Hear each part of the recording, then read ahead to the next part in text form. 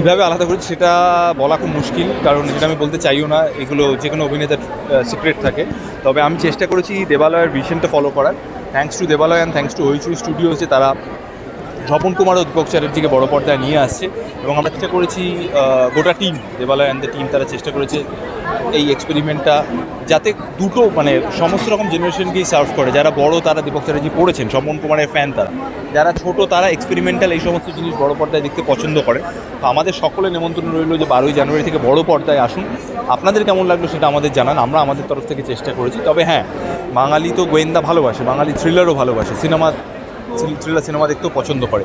তাহলে কোয়েশ্চেনটা হলো যে এত পপুলার দীপক চ্যাটার্জি, এত পপুলার স্বপন কুমার, তাদের আমরা পপুলার কালচারে কেন খুঁজে পাই না, এবং হঠাৎ আজকে দীপক চ্যাটার্জি খোঁজ পড়লই বা কেন, সেটার উত্তরগুলো মনে হয় 12ই জানুয়ারি থেকে বড় পর্দায় পাওয়া যায়। Thank you. আমার চরিত্রের নাম তাশি, তাকে অনেক রকমের রূপে দেখা যাবে। আমি খুব একটা বেশি ডিসক্লোজ তো করতে পারবো না, 12 তারিখে ছবি রিলিজ হচ্ছে, হলে গিয়ে জানতে হবে। বাট খুবই অদ্ভুত গল্প, খুবই বিজার একটা চরিত্র।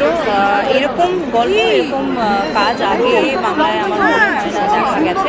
সুতরাং 12 তারিখে জানা যাবে পুরোটা। প্রচণ্ড চ্যালেঞ্জিং।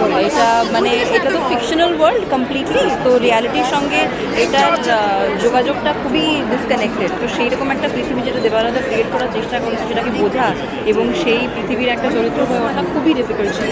কিন্তু আমি চেষ্টা করেছি পরিচালকের দৃষ্টিটা বোঝার এবং কাজটা করার। Thank you.